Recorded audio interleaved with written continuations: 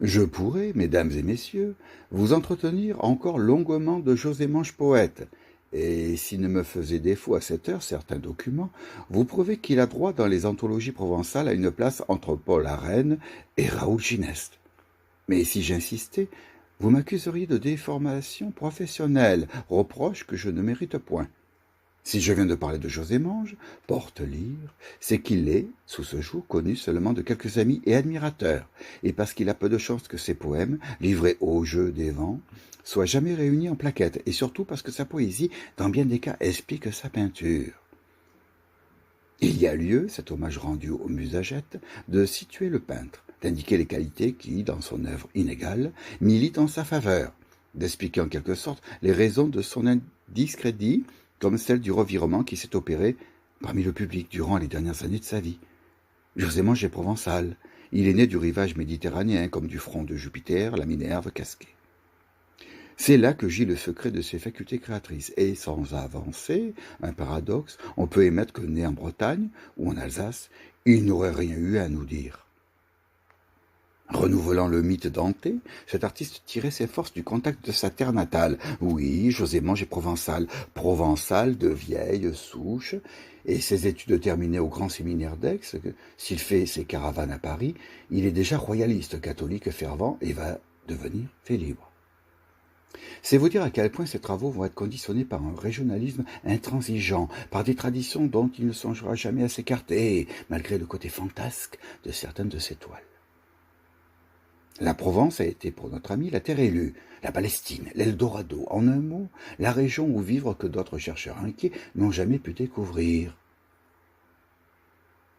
Il n'imaginait pas un autre ciel, un autre langage, d'autres mœurs. De ce point de vue, le Provençal racé, totalisant les vertus et les pratiquant sur un terroir sans pareil. Josémange a borné sa vue aux horizons familiers, du Cap Cépé à la cime du Coudon. Et c'est pourquoi il est peut-être un grand paysagiste.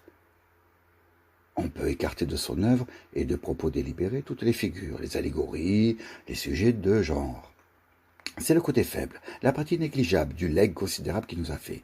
Le peintre n'est pas un constructeur. Son dessin trop libre, trop capricieux, insuffisamment raisonné, ne lui permettait pas d'atteindre la somme de plasticité que prêtent seuls à un portrait les volumes et les lignes conjuguées. Non, le grand mérite de Josémange est ailleurs. Il est dans ses paysages, dans ses natures mortes, partout où le peintre a pu s'exprimer avec un minimum de contraintes et juxtaposer au thème choisi son caprice, sa fantaisie. Il a réussi, parfaitement réussi. Considérons quelques-uns de ces sites élus. Si lumineux et si colorés que ces pinceaux se sont plus à traduire. Mer ou montagne, voilà le peintre à l'aise. Il peut déplacer tous les éléments de son tableau, les reconstituer selon sa vision et nous livrer la quintessence, l'âme même du paysage qu'il a voulu fixer.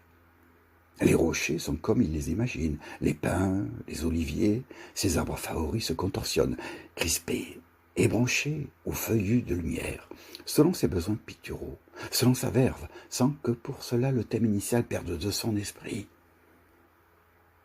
Donner à Mange du ciel, de l'eau, une barque, le toit d'un vieux mât, le plus humble motif emprunté à notre campagne varoise, et ce vieil enchanteur qui, sous une naïveté feinte, possède les mille et une ressources du métier, et sur sa palette toutes les couleurs du prisme et quelques autres, vous dotera, dans une séance, d'une de ces toiles qui font ce soir sur la cimesse du Trident de grandes brèches lumineuses. Jeter sur une table des fruits, une écharpe, des fleurs, des coquillages, une statuette, n'importe quel objet qui à première vue semble hétéroclite, peu importe. Le peintre, qui a le génie de l'improvisation, les ordonne, les groupe, leur dicte sa loi, et de son caprice naît un tableau qui surprend dès l'abord, mais qui conquiert vite à l'examen prolongé. Mange est avant tout un enchanteur, un mage, un poète. Parti de l'impressionnisme, et ayant persévéré dans cette voie, il fut quelque peu influencé, voici quelques 15 ans, par la production si diverse, si touffue de ceux qui titulaire tour à tour cubiste, fauve constructeur, etc., etc.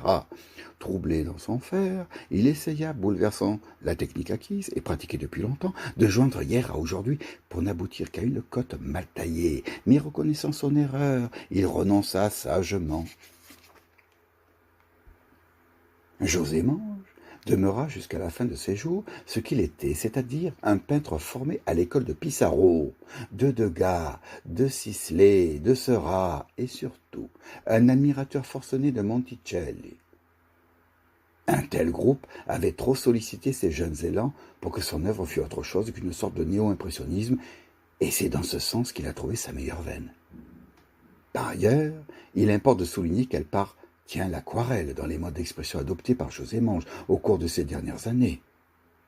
Ayant, comme je l'ai indiqué plus haut, admiré Seurat, il n'eut aucune peine à s'intéresser à Cros et à Signac, qui pratiquaient à leur tour le pointillisme et la touche divisée. Il les imita longtemps avec bonheur pour finalement rompre le moule et aller vers les Japonais. Sans échapper au cadre provençal, sans exotisme, il arrivait à réaliser des planches qui représentent ses sujets favoris. Des pins, des cyprès, des villages endormis à l'ombre du clocher, des amandiers et des pêchers aux roses floraisons, qui sont conçus dans l'esprit et dans la manière des maîtres nippons. Une foi si constante dans son art, un tel zèle à le servir aurait dû témoigner, pour José Mange, auprès de son époque, auprès de ceux qui ont la charge de distinguer et de récompenser le mérite. Mais c'était hier. C'est encore davantage aujourd'hui le règne des marchands, des fripons et des flagorneurs, et un tel régime ne peut faciliter le triomphe qu'aux turiféraires, aux médiocres. Or, José Mange n'était pas un arriviste, il ne mendiait pas au seuil des antichambres les honneurs et l'argent. Et c'est pourquoi, comme beaucoup d'autres, il n'a pas reçu le loyer qu'il pouvait attendre de sa valeur artistique, de son effort persévérant et d'une vie en proie aux difficultés matérielles, héroïquement supportées, sur quoi je n'insisterai pas. Sans un groupe d'admirateurs, bientôt devenus ses amis, parmi lesquels il convient de citer Monsieur, Madame Latil, de Guerroy, Nil, de La Fourrière, Mistral, Deville, Chardéron, Chenard-Huchet, Azan, Raoul, Marius et Chevin, d'autres encore dont les noms m'échappent, et sans la louable entreprise de M. Bassano, l'actif directeur de cette galerie, la réputation de José Mange n'aurait peut-être point franchi l'humble ruelle où perche son atelier. Il en a été autrement, et c'est justice. Le geste que les pouvoirs qualifiés négligent de faire vis-à-vis d'un artiste dans le malheur, un groupe de particuliers l'accomplit parfois, rétablissant ainsi l'équilibre des balances faussées. Mais cet encouragement venait tard, et il semble bien que José Mange s'en soit rendu compte, alors qu'il écrivait, d'un cœur blessé, les vers suivants qui dérobent la détresse de leur auteur sous une résignation chrétienne et une sagesse antique. Mun frunt a pas senti l'iputun de la glorie, mun num ma cara, palipajo di l'histori, mai pamens siu kunten, de mun pichun prefa. Aujourd'hui, la mort a fait son œuvre, nous ne pouvons que nous incliner devant une tombe à peine refermée, mais une tâche nous incombe, celle d'obtenir pour José Mange un jugement plus équitable de la part de ses concitoyens, et si vraiment la gloire est le soleil des morts, d'en appeler à la postérité. Et c'est pourquoi, ce soir, nous avons parlé de cet artiste généreux selon notre cœur. C'est pourquoi il s'est constitué un groupe des amis de José Mange qui prétend, selon l'expression de Théodore de Banville, parer d'un petit brin du grand laurier, la mémoire d'un peintre et d'un poète dont l'œuvre honore l'art et la cité.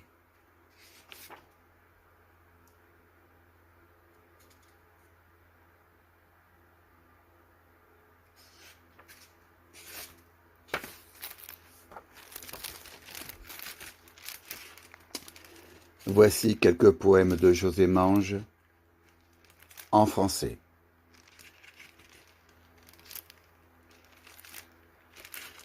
La plupart sont en provençal. Je ne maîtrise pas le provençal pour la prononciation. Donc là, je vais lire des textes, des poèmes de José Mange en français. À Jean Moréas. Moréas, doux chanteur qu'Athènes nous envoie, tu nous as rapporté la lyre d'Apollon, et brise musicale, ou bruyant Aquilon, tes chants ont mesuré la douleur et la joie. Moi, satyre sans flûte et berger sans pipeau, ta chanson me ravit et ta plainte me touche. Et par tous les chemins, je redis aux échos les sons harmonieux qui volent de ta bouche. À Lionel Desrieux. Des sons, roi Diocols, si le fils glorieux a conquis sans faiblir la merveilleuse laine, toi sur la rive en fleurs de ta terre païenne, tu cueilles des lauriers, Lionel Desrieux. Des filles de la mer, les chansons furent vaines, pour arrêter l'essor du héros fabuleux. Mes disciples chéris de Minerve, aux yeux bleus, ta voix passe en douceur, la chanson des sirènes.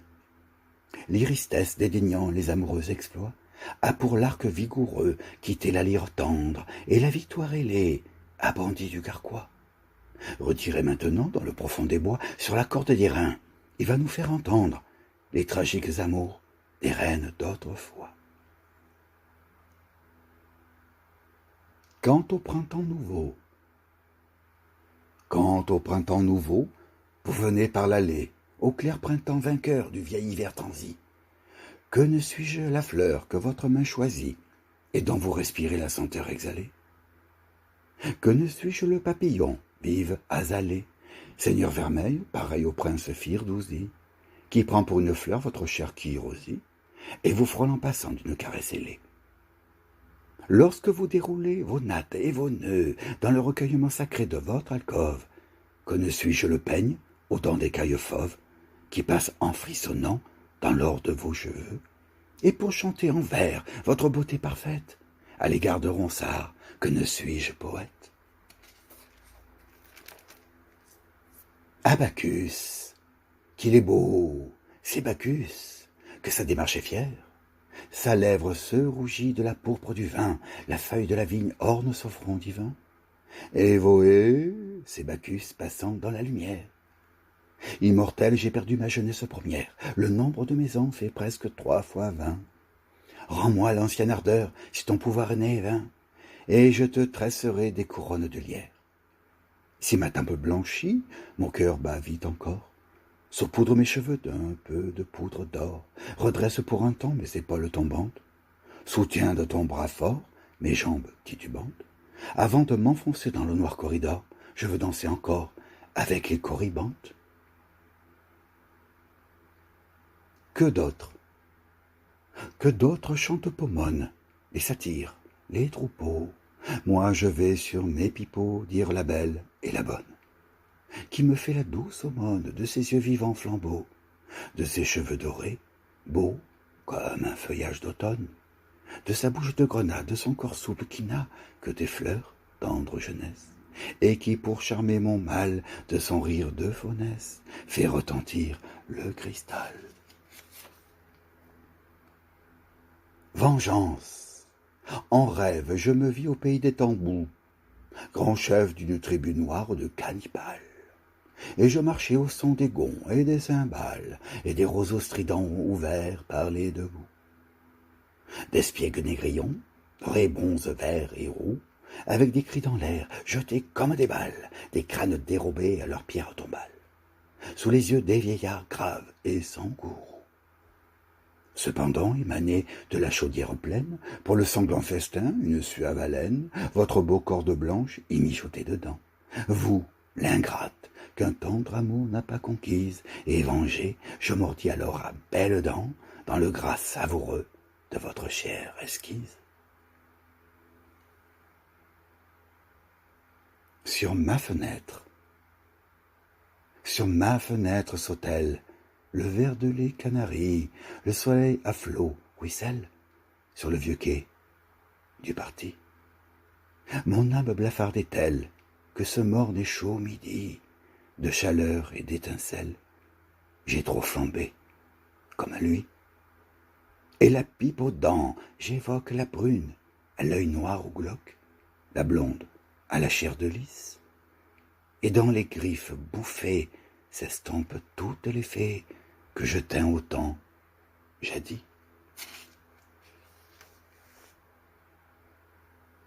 Chanson. Puisque les fleurs ont des corolles, teintes des plus vives couleurs, comme les papillons frivoles, aimons les fleurs. Puisque la lumière dorée se bleuit à travers l'air pur, puisque la mer est dorée, aimons l'azur. Puisque la vigne aux belles grappes nous offre un breuvage divin, ceint de la pourpre des satrapes, aimons le vin. Puisque les femmes sont esquises, blondes et brunes, tour à tour, ou paysannes, ou marquises, aimons l'amour. Pour ma femme, compagne de ma peine et de mes derniers jours, si parfois nous avons une certaine allure, notre destin sera d'être pauvres toujours, tout l'or que nous avons est dans ta chevelure. Tout l'or que nous avons brille dans tes cheveux. Compagne de mes jours derniers et de ma peine. Mais l'abondance et la fortune que je veux, je la trouve en ton âme ingénue et sereine.